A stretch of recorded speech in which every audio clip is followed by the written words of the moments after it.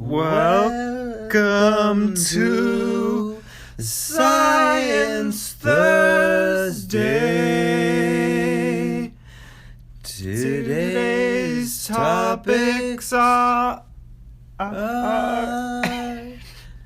DNA, computer soup, fish brains, bananas, smoking, ancient dogs, spiders, alcohol, blind robots, quantum diamond computing. Okay. That didn't... In my mind, it's going to go a little better. It went about as good as I thought. That was actually the second time we did that. First time it was equally as bad. It was maybe worse the first. But they're both pretty bad. Let us know if you guys like that, or we won't do it anymore.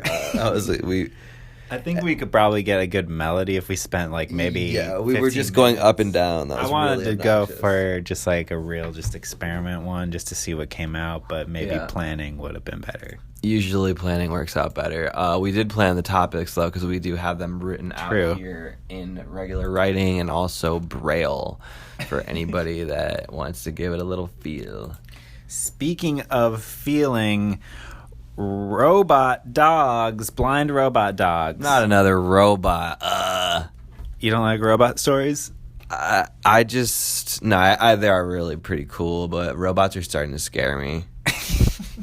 Like AI is too good. Like this technology is just getting to the point where I'm like gonna build myself a bunker here pretty soon. Start stocking up. Well, yeah. I mean, this is pretty... Did you see the black and white episode of Black Mirror from last season? Yeah. This is very similar. Yeah, so there's this robot from MIT. We got this pulled up on ScienceDaily.com. A lot of people are writing about it because, like, robots are really right-aboutable. Yeah. I mean, I don't think that they're right or wrongable like that. So let me read the headline. Blind Cheetah 3 robot can climb stairs littered with obstacles. And so this robot's basically blind. It is blind. It moves. It has a goal to move forward or something, and its legs sense the environment and then react to that environment moving forward. And so we watched a video earlier. You see it stumbling. It's going up some stairs with blocks all over it. It can't see that stuff at all. It's just running into it and then being all right, I'll move my foot up this far, and then it basically looks like an algorithm or a math problem was plugged into a machine, because it's it's reacting, but it's pretty robotic. Yeah. For lack of a better term. Let me read this one paragraph. The contact detection algorithm helps the robot determine the best time for a given leg to switch from swinging in the air to stepping on the ground. For example, if the robot steps on a light twig versus a hard, heavy rock, how it reacts, and whether it continues to carry through with the step or pulls back and swings its leg instead. It can make or break its balance. So, it doesn't know the height of each step. It doesn't know that there are obstacles on the stairs, but it just plows through without losing its balance. I mean, it's lost. We didn't fall over, but it tumbled a few times. If you just Google Cheetah 3 robot, you can find a YouTube vid of it. Yeah, it's cool. It's I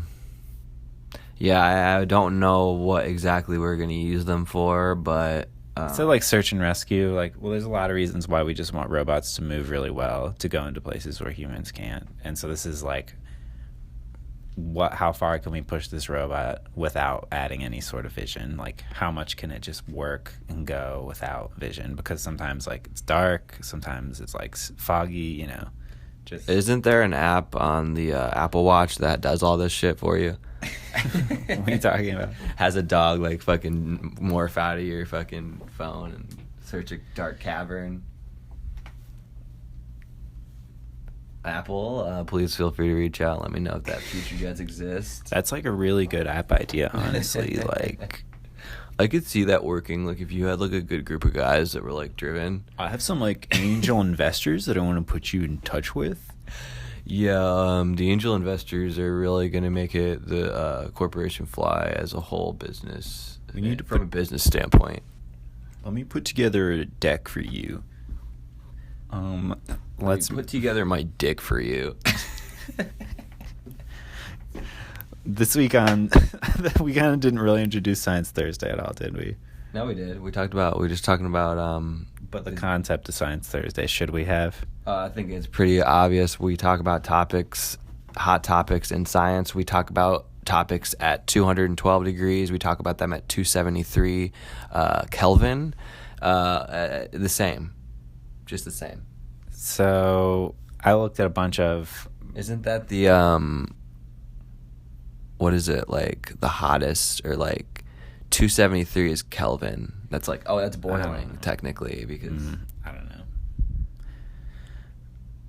0 Kelvin is the coldest point. It's the that's point. Celsius. Kelvin. No. Kelvin is where all particles stop moving. Oh. So we're talking we're talking about topics from that point until screaming hot 273 Kelvin. That's boiling, is? I don't know. Kelvin's hotter than boiling. Okay. I don't know. I actually don't know those things. Well, yeah, no, we're talking about science topics, and these are things that happened this week. I rifled through a bunch of science feeds. I don't like that word, rifled. Can we use something else, please? I want you to... It's like, I know it's digital, but I feel like I'm looking through a bunch of papers, That's like a word that you use. Maybe you're scuffling through. Yeah. I shuffled through. That's more of a magical term. I like that more. So... you see, Zach sees the list of topics, and do you want to pick one? Is this in any order? Not in any specific order. I mean, we just talked about, what did we just talk about? Robot dog. Well, I assume everyone ate their breakfast this morning, and I actually put a banana in my smoothie. It was very good.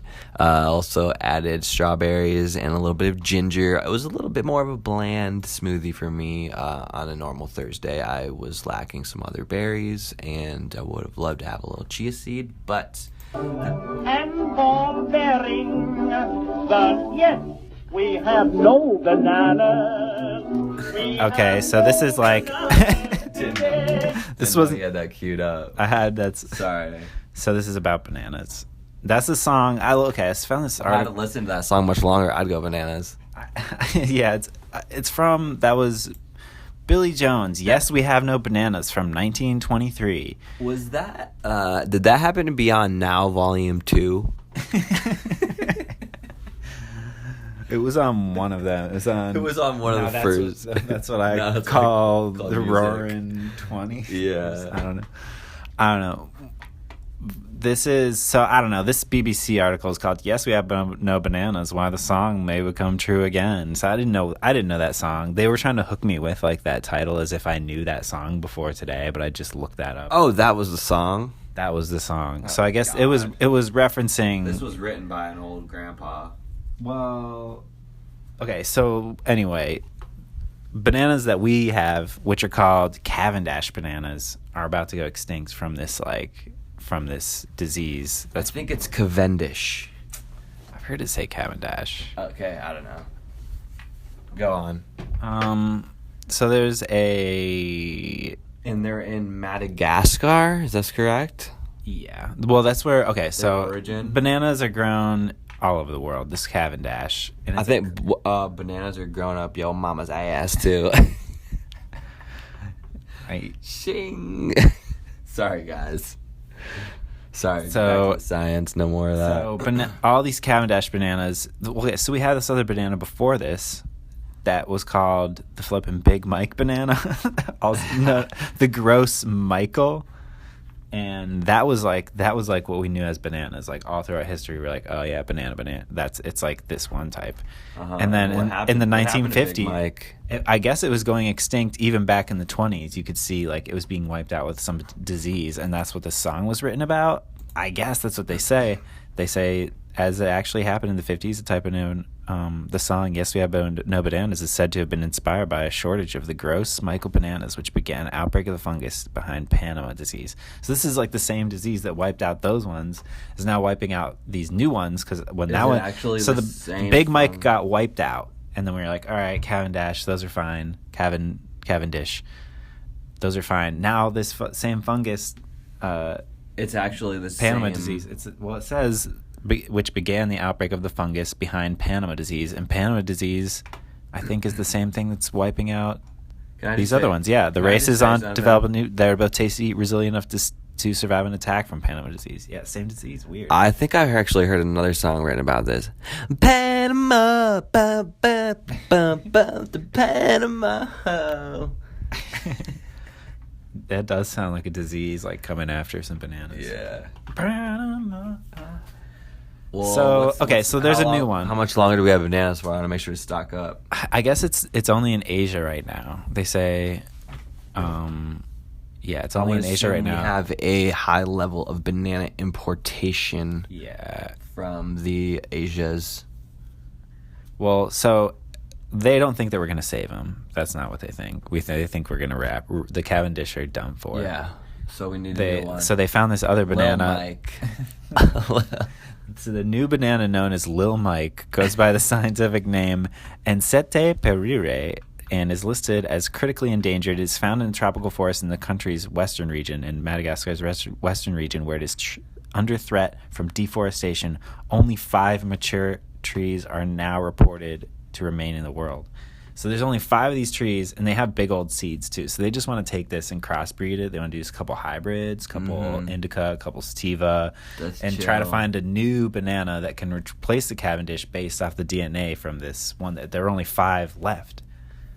Damn. What if like they come back with a name like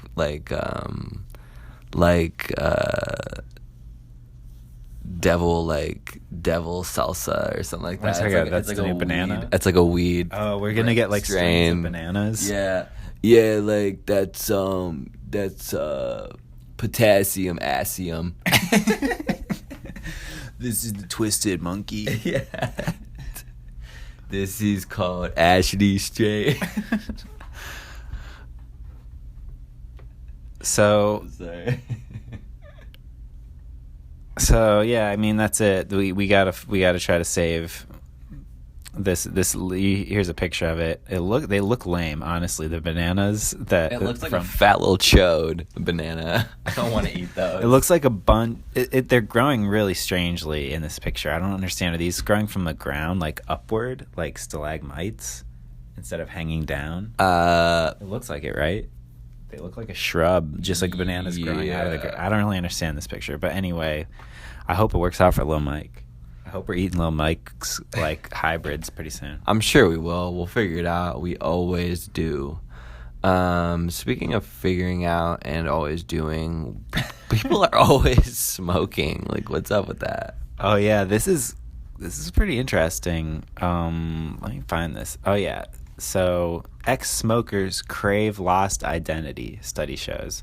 So it's basically like not only are you addicted to like the substance, you're addicted to like smoking culture. Exactly. That's exactly it. Friggin' shit. I've never been a smoker in any way. Never smoked even like one cig. I was hoping Paul was going to be on the show because Paul's like, he smokes, and I feel like he would have some things to say. Have you ever been a smoker? I've never been a smoker either. I mean, I smoked weed, but like, I guess we smoke weed. We're probably still attached to the identity of being weed smokers. I think so, but like, I get like, I've never really was a part of like the camaraderie of like just social smoking. Like, you know what I mean? Like, a lot of people made friends that way. I think like a lot of people. I like in college, I know people met from like smoking cigs outside of like the dorms and stuff. Yeah. And that's how people meet, and like, I don't know, like, I feel like with 2 random people smoking a cigarette will often start up a conversation. You know what I mean? Hey, can I have a light? You have to say something. You have to like have a little conversation. Like if you need your flipping cigarette and you don't have a lighter, you gotta start a convo. Like, how else can the modern non-smoking man, I guess not necessarily man, but like, I want to like, you know, have these random like more like serendipitous. I have no reason to ask for like, do you happen to have a mint? Like, no, like, you know what I mean? Like, yeah. Well, let me read a little bit of this. So this is the research team studied in-depth interviews with people who had quit and relapsed. 43% participants described their history of smoking and previous quit attempts, their current quit attempt, and discussed any smoking relapses. The social environment and close personal management are major influences on people. Usually teens, when they start smoking in the first place, people learn socially to become a smoker. It's part of a group membership, and it becomes an important part of a person's identity. When they attempt to quit smoking, what they're really doing is attempting to bury part of their old identity and reconfigure a new one, and that can be hard, particularly when that's something that has been part of them for most of their adult life. The loss of a smoker identity might mean giving up previous social groups and finding a new identity as a non-smoker. That's crazy that it is so attached to a culture, but it makes complete sense. Yeah, I mean, the like, smells bad. Everything's about, like nobody wants to really be the around. people that you know that like smoke cigs, basically. Like, Yeah, I don't know. Everybody knows like somebody that knows somebody that smokes. So it's like a worldwide And- smoking web. yeah, I don't know. That's interesting. Makes sense. Yeah.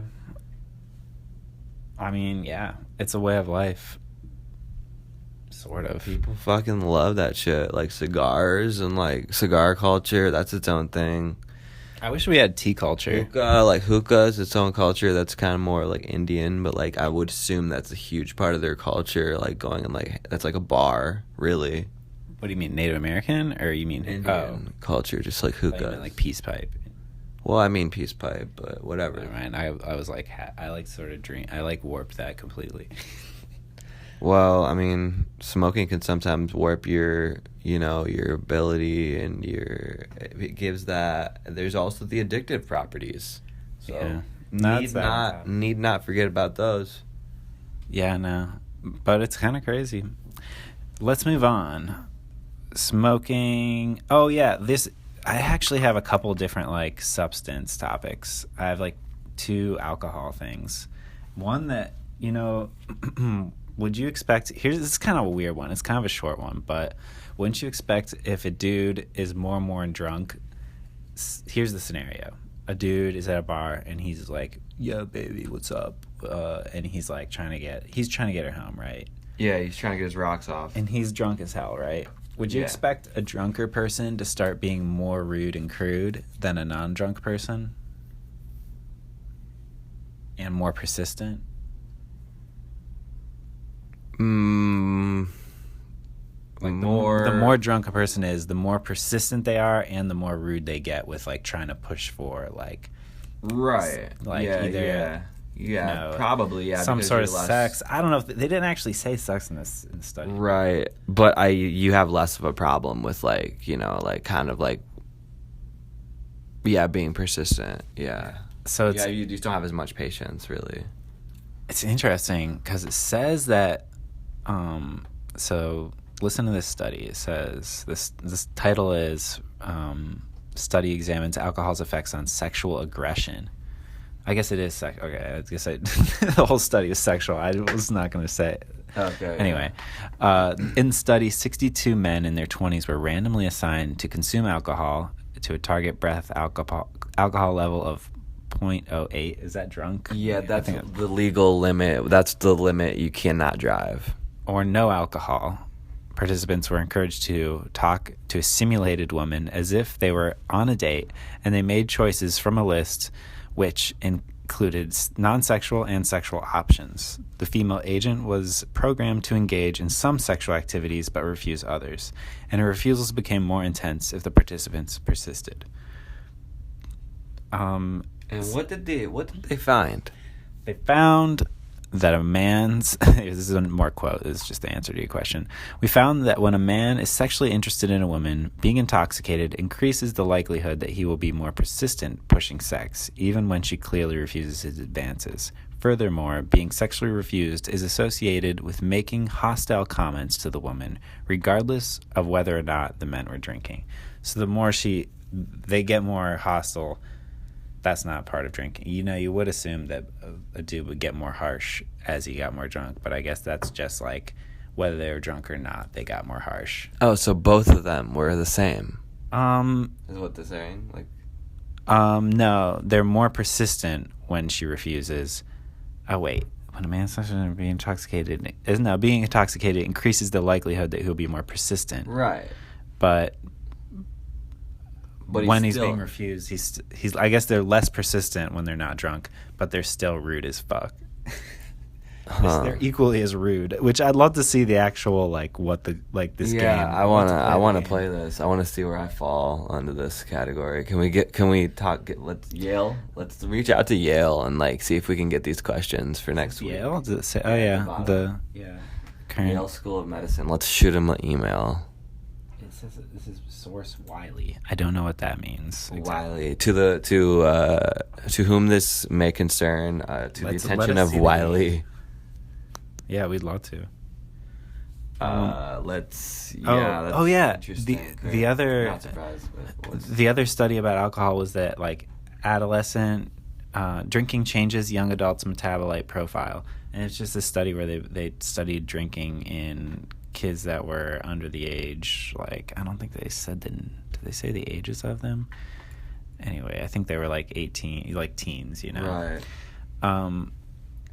They found that when they drank, even not a lot, even not over drinking, acceptable, a couple glasses, that it increased histamine in the brain, that's an immune response, and that it reduced the amount of gray matter in your brain. So it's just that's the stuff that's in the cerebral cortex. That's the cool stuff. I don't know. So you have less cool shit. You just have a degraded brain a bit. That makes sense. I mean.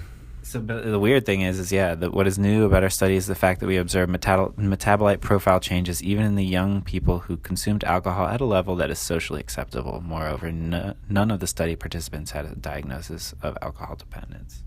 So that it's just there's no amount of really well, it's correlated. I'll say that says that these changes were found to correlate within reduced grain matter volume, especially in young women. You're obviously a kid. You're drinking kind of consistently, right? Probably at least once or twice a week. I don't know what acceptable is really. I don't either. Acceptable would be a drink with dinner or something, right? Yeah, one a day. I don't really know. I don't know. Socially acceptable, yeah, I guess. Yeah, it makes sense. I mean, I think I don't know, a lot of people that I talk to that don't smoke weed that are adults, at least I feel they're yeah, I smoked a lot of weed when I was 14, they get they're yeah, I just didn't like it. It's well, I don't know, you did it when you were so much younger and your brain was less developed, so I think that's the same as alcohol, maybe. I don't know. Yeah, I'm definitely a big proponent of maybe wait until your brain's kind of settled, and that's not even till your mid-20s really. Maybe it's just because I didn't do that stuff for a long time, and so I'm I feel biased. 14 is too young, but I mean I think between even between I mean 16's better. I don't know, probably if later you can the help better. it, don't smoke weed until you're 18, I guess. But the thing is maybe I'm just looking at the past with rose-colored glasses, but I feel I could get more hyped on life when I was younger. Oh, for sure. So just maybe enjoy that. Wait till that energy burns out. Yeah. And then you'll know. I don't know. I would say that it burns out whenever you're 19 or 20. Yeah, maybe wait a few years out. I don't know. I would say wait as long as you can, I mean, do whatever the fuck you want to do, but I'm just saying. Try not to do it if you're 14, basically. Okay. Speaking. You have a topic you want to talk about here on the list? No, I just want to give a shout out to all my dogs out there that are chilling and shit, and I'll shout out to my new dogs and also my ancient dogs. Whoa, it's funny you mention ancient. Because this is kind of I've seen a lot of people writing about this today, but I was interested about it too. Ancient American dogs almost completely wiped out by European breeds. It's weird that they say almost, because if you actually read this article, it was wiped out. It remained. Fuck these European dogs. So I'll read this top these paragraph. Fucking dogs with accents and shit coming over here, taking over. Well, it's just Taking all our colonizing. jobs. It's the exact same things as the Pilgrims, except there are some Native Americans So left. these are like these are like us. The These Pilgrims' dogs. These new dogs represent us, basically. Exactly. This is Fuck. exactly what. Well, We've the thing done is, it again. like, we kept. There are some Native Americans alive. I think it's like I don't know exact numbers, but it's the majority of them that we killed off. Right. But these dogs were completely wiped out. There are no Native American dogs left. Is this the dog? We have an image of the dog, but it looks like a fucking straight up husky. Is that the native dog? So they found this one dog so they found a bunch of dogs that had a unique DNA marker. These were I don't know how many. They didn't say actually how 71 archaeological dog remains using genetic. I don't think there are 71 different ones. They didn't actually say how many different breeds of dogs there were, but anyway, they were all wiped out, and they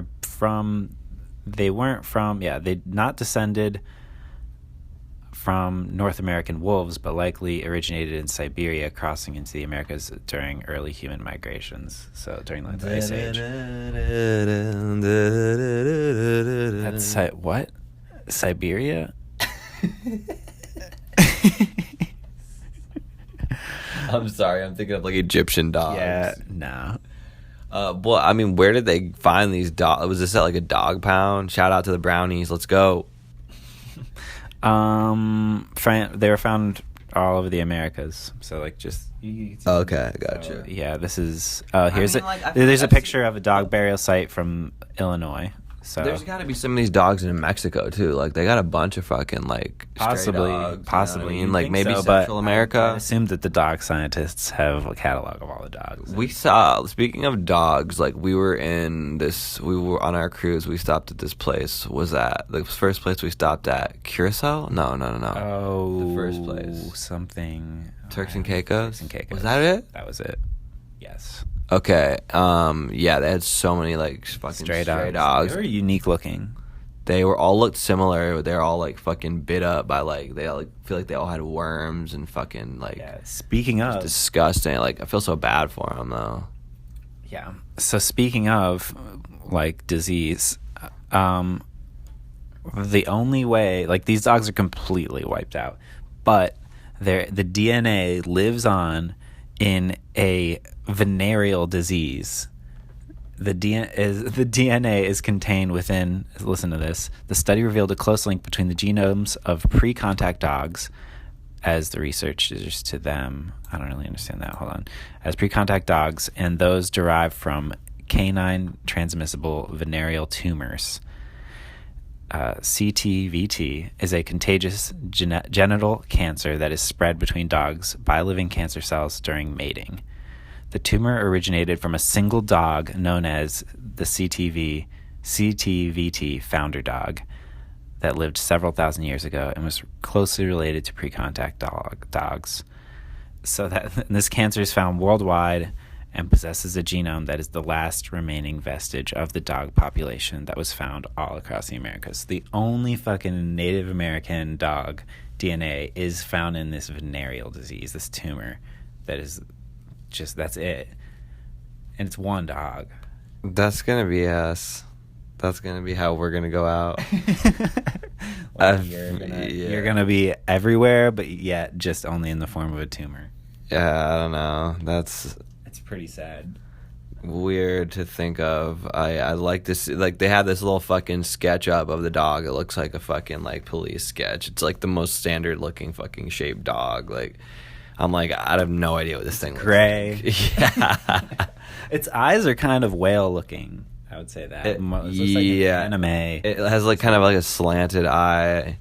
Yeah. And it definitely. It looks like a short hunting ears, dog. It kind of looks like short sticking up ears like a wolf. Yeah. Jutting out tail, short fur. Anyways, Very anonymous dog. I mean, who knows? I mean, it looks like it's got a good amount of hair, probably as much as a spider, I'd say. I mean, Hairy. I wonder if there are any Native American like stories or legends about their own dogs and the way they behaved, and if there were any unique properties of these breeds, any cool breeds or anything. You know what I mean? Any record of them, drawings? I wonder if these ancient like Native Americans had any like relation to spiders. Oh, funny you bring up spiders. Weird. There's some spider news. So we're Spitting across the web. We were talking about this earlier. So this is kind of, tell us if you think this conversation seems fake. Hey Zach, you remember at the end of Charlotte's Web, wasn't it, when Charlotte had a bunch of babies? Yeah, like whenever all her babies are like flying away in the wind and shit. Exactly. It's funny that you bring up the wind, because up until recently, scientists have questioned whether or not these spiders were riding the wind currents or something else. You're telling me that scientists and researchers have been thinking about this thing from Charlotte's Web? No, actually, it's just a thing that scientists have been thinking about. It's just a thing no, in this article, let me see this. Well, little Zachy, funny you should bring that up. The researchers, this man named Jonathan, yeah. Anyway, it's pretty cool. The University of Bristol did it. So spiders go ballooning Is this at university? It's at the University of Bristol. I don't know. Is this from uni? The title is "Spiders Go Ballooning on Electric Fields." So good title. Yeah, that when I read that title, I was like, yeah, this is like the first thing that popped up on my feed today. It was like somehow like algorithm curated to me. I don't think it was. I think it was just spiders go ballooning. That sounds like a bunch of spiders are gonna go do drugs on electric fields. So imagine all those like little wisps. This is like an EDM like spider like show. Let's go ballooning in electric fields. So like Darwin, they mentioned in the article, was always like, what the fuck, dude? We're out here in the middle of the ocean, miles and miles away from any land mass, and no wind at all. It's just a still day at sea. Like, I don't even know why I went to uni for this. But we'll just be sitting here on a dead ass day, no wind at all, and all these spiders will show up. So are they riding the wind, or is there like something else? And so a lot of people have been like, is it electricity? Because there's like electrical fields all over the earth. So they're like, let's test that idea. So they got. How long were they like questioning this? Like, good question. Did somebody find a spider on a boat and like we cleaned this boat like spotless before we left? How is there a spider here? I think it's just like, why are they showing up in the middle of the sea on like days when there's no wind? Like if supposedly they're riding the wind, how did this? Yeah, they cleaned the boat, or suddenly there's so many spiders that they couldn't have showed up from nowhere. You know what I mean? Like, I mean, I feel like I ride the wind just as much as like the next guy, but like you're not gonna find me miles out in the ocean. Not that they don't ride the wind; they ride the wind and the electricity. You know what I mean? Yeah, it's like a combination.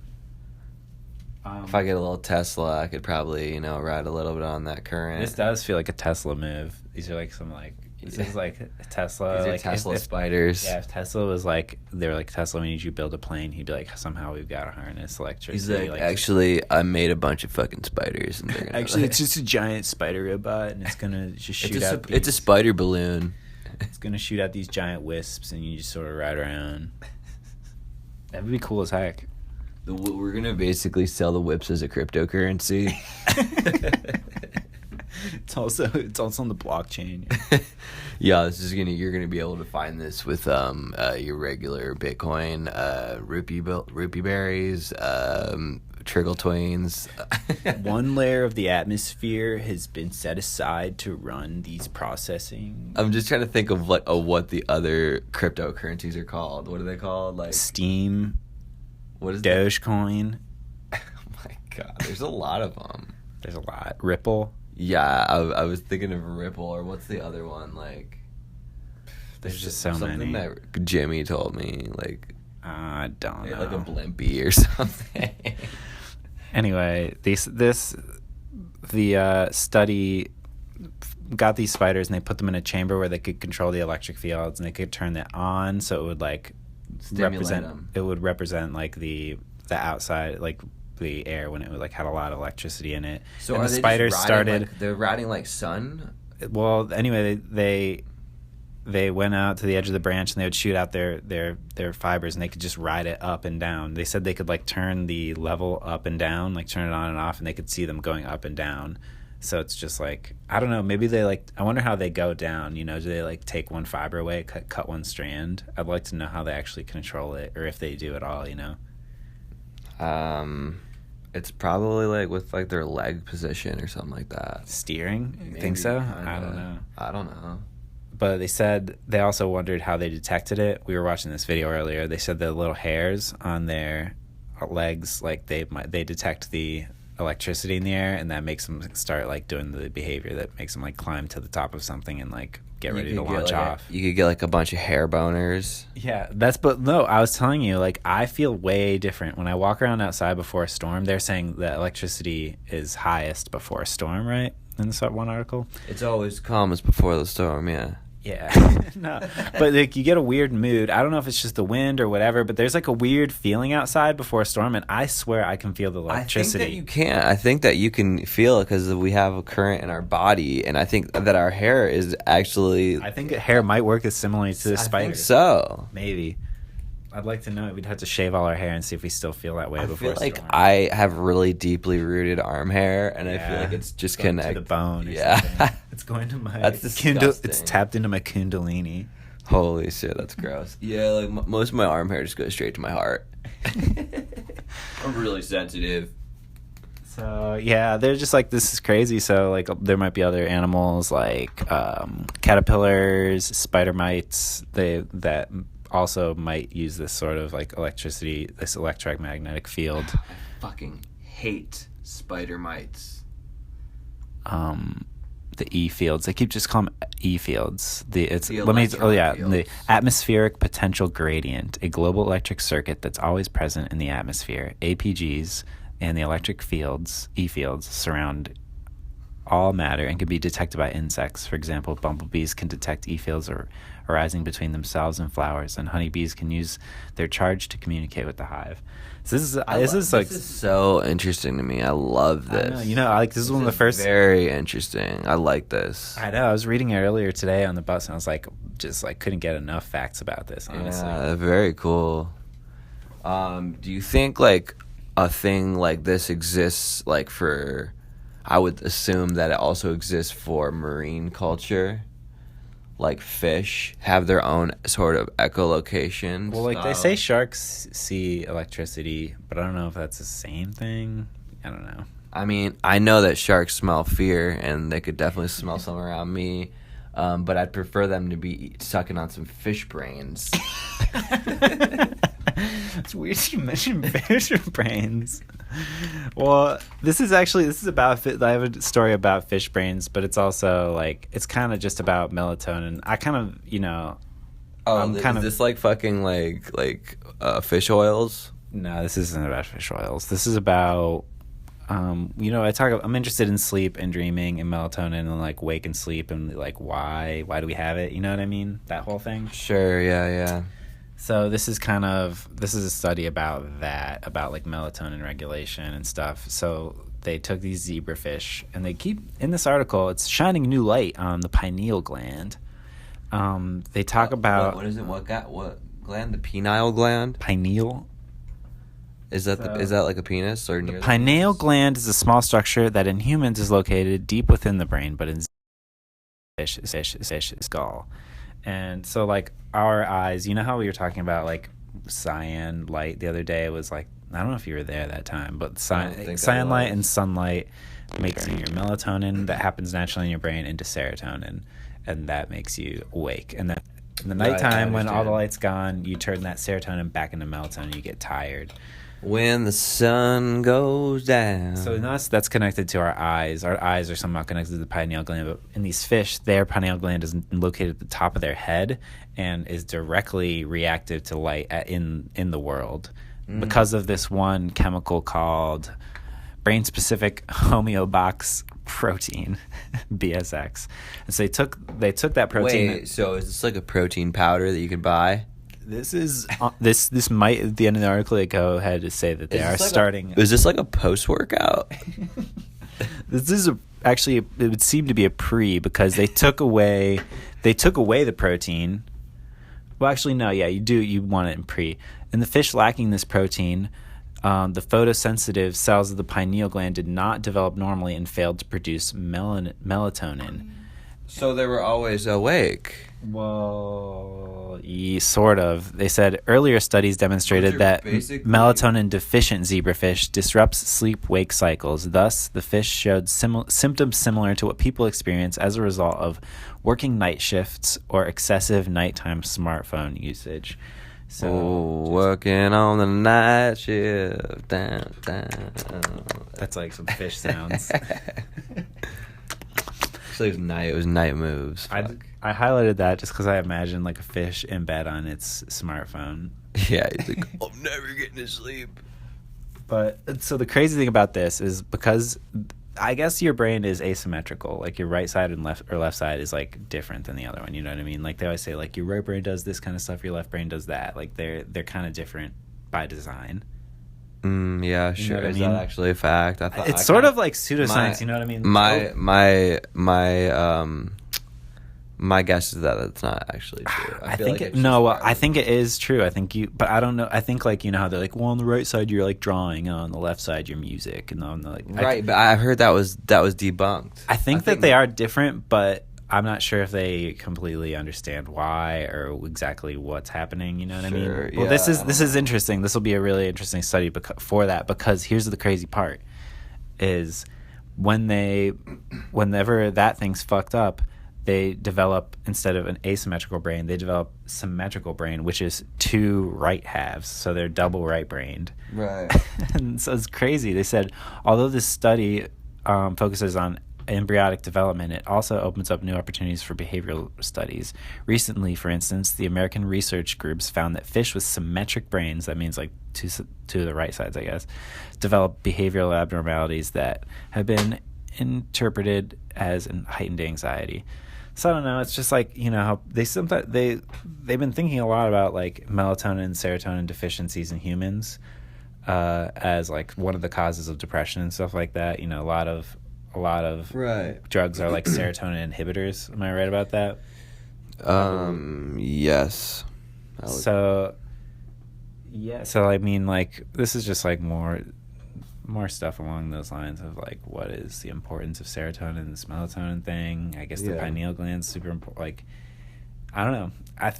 They don't tell you to draw any conclusions from this. I often create more serotonin inhibitors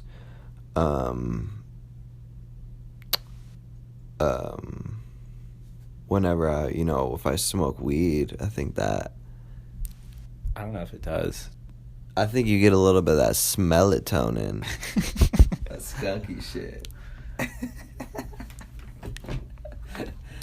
Speaking of skunks, skunks have DNA. Yeah, I don't know how you're gonna transition. This is like this one's the hardest one for me to even understand, but it sounds like the coolest shit. Like, we were talking about this last week. This was the first thing. DNA computer soup. Yeah, it's like it's kind of crazy because I don't really totally understand. I'll say DNA is cool. I like computers and I like soup, so I'm interested. Yeah, I'm gonna read this. Just like, okay, the title. I'm gonna read the title and like the first sort of description of it. Fucking crazy title. It's kind of okay. Let me try to explain it first to you in my understanding of it, and then I'll read what it says. So pretty much, they're building quantum computers, right? They use quantum shit, and what does quantum mean? Really small, and also geometrical. It has really. It's what do you mean? It's very geometric, right? It's based off math. No, it's like really random. It's really random. It's like, but it's like based off of one core structure, right? What? Like, quantum is based off of like math. though. Right? You have to It's do mathematical.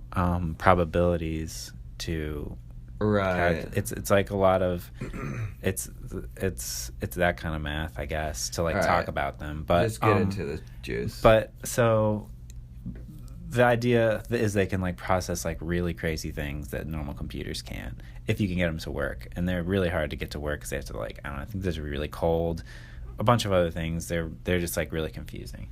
But they want to like make a quantum computer internet, and they don't know how to do that because trying to send them through these regular old wires are like wires that are they're transparent tubes. They're sending photons through them. Send them through some frozen. They're like they don't know how to do it, and so they're using diamonds that they've built themselves, like printed themselves with impurities, these little pockets in them, and in these pockets they can like bang around electrons that can like store quantum information for a certain amount of time and then send it on, so that they can like use these like, I guess, in multiple series of crystals to like send information around through quantum with a quantum internet. They think this quantum internet's like inevitable, but it's like this problem where they're trying to build it, and this is a solution, which is like 3D printing diamonds. It's kind of crazy, right? Like, this is the most sci-fi sounding thing, which is why I like it, but it's hard for me to even understand. I mean, like, this is honestly just turning into like a classic Hollywood like diamond heist. Actually, this isn't DNA computer soup. This is something else. This is quantum computer soup. There's like two weird. There's two articles that are actually like equally crazy to me. That are kind of like this. This is crazy. I mean, this is not computer soup. This is like. The soup. Well, let me. Because I'll tell you right now, I don't want diamonds in my suit. But if I found one in there, I wouldn't be mad. Anyway, was my explanation like good enough? It was basically just like a lot of information is going to be able to like be transferred really quickly, right? Yeah. Let me just read this last paragraph, and this might help. It's kind of crazy, but like this. So here it is. The neutral silicon vacancy. That means like this like little gap of space in these diamonds is good at both transmitting quantum information using photons and storing quantum information using electrons, which are key ingredients in creating a central quantum property known as entanglement, which describes how pairs of particles stay correlated even if they become separated. Entanglement is key to quantum information security. Recipients can compare measurements of their entangled pair to see if an eavesdropper has corrupted one of the messages. So yeah, it's kind of it's kind of crazy. I guess I was talking about this last week on Science Podcast, but I don't think you were here. Just about quantum entanglement as communication, like the idea of like if you got two quantum entangled particles, right, that it's always about spinning, like they're spinning a certain direction. Say they're just spinning at like 90 degrees or whatever. Like spinning a basketball on your finger. Yeah, say they're both spinning. You got two particles, they're spinning like a basketball in that sort of spin. Say and then Shaq is spinning it, and then you send but there's two Shaqs. Can he just do it on both fingers? Okay, sure. I think it's better if you think of them as two Shaqs. All right. Imagine one Shaq. How about Shaq and LeBron? Okay, imagine Shaq and LeBron are spinning basketballs. Shaq's in North America, and LeBron flies all the way to the moon. Imagine Shaq suddenly... He's got a place up there? Imagine Shaq suddenly switches from horizontal to like sort of like a weird like vertical spin somehow. I don't really know how that would happen, but... If anyone could do it, it's Shaq. Yeah. But so if they're entangled, if these balls, if these particles are entangled, that switch will be instantaneous. No, they're like... So LeBron would automatically be switching horizontal spin as well. Exactly. And it's like being faster than the speed of light. You know how like speed of light is... To send messages from like here to Mars would take, I can't remember, I'm going to say like a couple days. I might be wrong about that, but let's just say a couple days. Sure. It takes a while because you're limited by the speed of light. The idea of this could be, I don't know if this is true, but in my mind, you know, you take this as like a way to do communication faster than the speed of light. Kind of crazy. Yeah. I mean, So I don't know if that's why they want the quantum internet or if it's just because they need to send quantum information. Probably the latter. It's just the technology. I miss the days whenever you just, woke up with your alarm clock and you ate your breakfast. You got to show up at wherever you got to be. Hopefully you're on time. Yeah. Punch the old clock and do it all know again. Did I ever told you about the thing about like how they think quantum entanglement happens when people mirror each other in like conversation? That when two people are talking, I that their brains actually get entangled. feel like I might be kind of like an OG quantum entangler. Really? What do you mean? Yeah. What do you mean? I can often like know what people are going to think and say.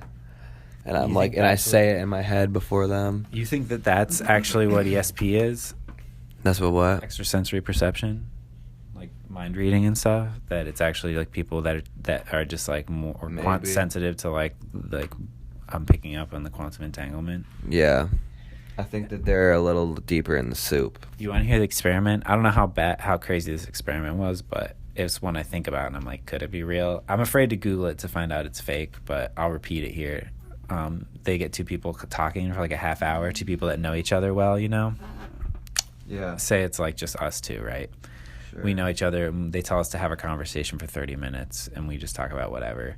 It's a good conversation. We're happy, you know what I mean? We have to this will be Sure. good. And we have to start mirroring each other's actions. They say you, in a good conversation or whatever, when you're actually communicating, you start to mirror each other's posture and, like, I believe speed that. of speech, Yeah. facial expressions, things like that. You start to mirror each other. Totally. And that, It's I like guess... whenever you sit next to somebody like the same day in like math class and then you start like doing shit that they do and you're like, it's weird. Maybe. I guess it might be. Maybe. But this is... So in the experiment, they did this. Say it's like a mother-daughter, or say it's me and you. Or just say it's good friends, whatever. They get them entangled. That's the idea of this, is that they're trying to theoretically entangle some of the electrons in their brains. Like some electron in my brain is spinning the same way as an electron in your brain. Somehow they're entangled, Yeah. The crazy... I might have to go back and say something about this, is that the crazy thing about quantum particles and electrons is that the only time that we know where the location of the electrons are in a cloud is when we observe them, is when we take a measurement. They stop and they're in one location. But when they're unobserved, they are potentially, is I guess what it's supposed to say, in every location at all times. Isn't that insane? And so there's this idea that, like, it's almost like we, for some reason, the act of observation, the human mind upon these particles makes them stop and be frozen in a location. Kind of crazy, right? That's like a real thing. This isn't fucking sci-fi. So they get these two people quantum entangled, right? Me and you are talking, and we go into separate rooms that are covered in Faraday cages, which... The frick's a Faraday cage. I'm not gonna fit in a frickin' ferret cage. A Faraday cage. It's just like a big cage that blocks all electromagnetic signals, I believe. I remember there's a story recently about Chelsea Manning. Our sister? Yeah. Whenever people went into her apartment recently to like talk or whatever, she'd make everybody put their phones in her microwave because I guess it's a Faraday cage. It blocks all the signals, so there could be no spying theoretically. So we got entangled, we talked, we go into separate rooms inside a Faraday cage, and in one of the rooms, say my room, we're both all wearing like looking at our brain waves. Can't remember Sure. which one. Electromagnetic. I don't like remember. a MRI. Something along MRI, those. I always get Rogers. them confused which one. It was one of them. MRI. Sorry. Yeah. Let's say MRI. So they in my room, they flash the lights on really fast. I didn't expect it. And they see a reading in their computer in the Right. part of the brain where they see that Yeah. I perceived light flashing. But then in your same brain, that same area Yeah. lights up as if lights were flashing in your room when they weren't. And the Yeah, idea I saw this is... in a David Blaine thing. You did for real? Yeah. Nah, this I swear to God. really? Yeah, he had two people like facing each other. It was like Will Smith and his wife, and like he would flick the nose of the other person, and the other person would say, "Did you feel anything?" And they felt like they got flipped. Oh yeah. Do you think that's quantum entanglement, or you think Yeah, that's magic? David Blaine is like an OG quantum entangler. Possibly. But yeah, kind of crazy, right? That's why quantum shit, I'm kind of excited for it, because I maybe I'm like just hyped up on it, but I imagine that if our brain does work in the quantum world, then, and we do have quantum computers, maybe we'll have some like weird way to interface with it, you know what I mean? If our brains do somehow affect the quantum world, then we knew how to like control that. It's a lot. It is a lot. Some fucking Matrix shit. Should we just end it there? I mean, I have this quantum computing soup, quantum soup. They basically just made a biological computer out of. That's disgusting. It's like a soup, and then they made it. I can't even explain it, because they made this computer read handwriting, because that's like a test for a neuronet, is to like make it read handwriting and like just look at random pixels and observe and just like be able to read it. The way a person could look at bad handwriting and be like, okay, I still see that's an R or whatever. Right. So that's like a normal test. But this is like a soup computer.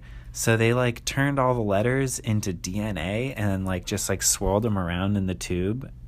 Turned all the letters into DNA. There were like sets of DNA. There were like sets of. Can I read this? Hold on. There was like a bunch of DNA pairs that represented pixels on like a screen. Okay. So like, it's kind of weird. Like there's this whole paragraph about it that I was like, what the flip? But they didn't seem fazed by it being weird. Anyway, the end of it is just like, yeah. Here, wait. Let me see. Hold on. Let's just say. Let me pull this over. Listen to this crap. Unlike visual handwriting, oh shit. Go ahead. Unlike visual handwriting that varies in geometrical shape, each example of molecular handwriting does not actually take the shape of a number. Instead, each molecular number is made up of 20 unique DNA strands chosen from 100 molecules, each assigned to represent an individual pixel in any 10 by 10 pattern. These DNA strands are mixed together in a test tube.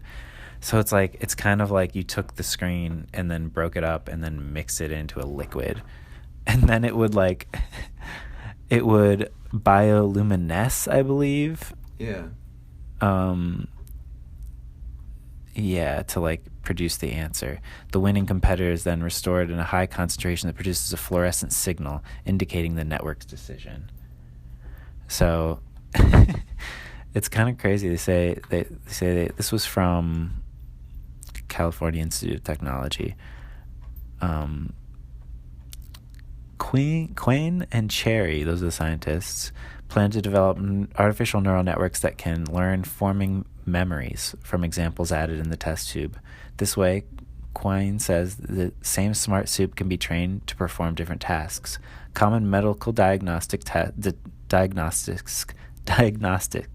detect the presence of few biological biomolecules, for example, cholesterol or blood glucose, says Cherry. Using more sophisticated biomolecular circuits like ours, diagnostic testing could one day include hundreds of biomolecules with an analysis and response conducted directly in the molecular environment. So you basically like swallow a computer and it would like analyze like your microbiome or whatever. Like it's kind of like it could learn just all kinds of different things to detect, and then you just swallow it or whatever.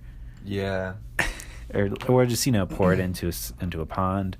There's like a bunch of reasons why you'd want to like, I don't know if that's really what this is. I'm sorry, scientists, if I misunderstood this.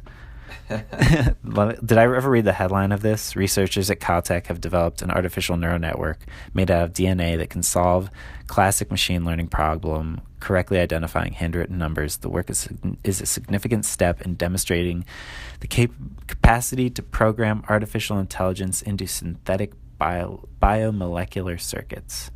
It sounds like insane, right? Like these last two things are bonkers. Yeah, I want to say, it's crazy. But also, like, the little fucking album art they got for this is tight. I know, I forgot to mention that. Very cool. I'm like, damn. It looks like Like what were you talking about before? The Electric Daisy I Festival? I want that for my fucking album cover. It looks like it's like a balloon with like some digital shapes, It's like sort of like... It's like digital sex, basically. It's like a digital flower. It looks like Tetris, like really complicated Tetris, plus some double helixes, plus some like snake. Like the Tetris has some like snakes coming out the back of very it. cool. Almost I don't looks think that's what it Aztec. looks like, wait, does this say this is what it actually looks like? I think it did. I Which think is the it is. crazy I think part. that is in motion, though. I think that might be it. Conceptual illustration of a droplet containing an artificial neural network made of DNA that has been designed to recognize complex and noisy molecular information represented as molecular handwriting. Yeah, the molecular handwriting thing was just like, if you guys read that, like go read it and see if...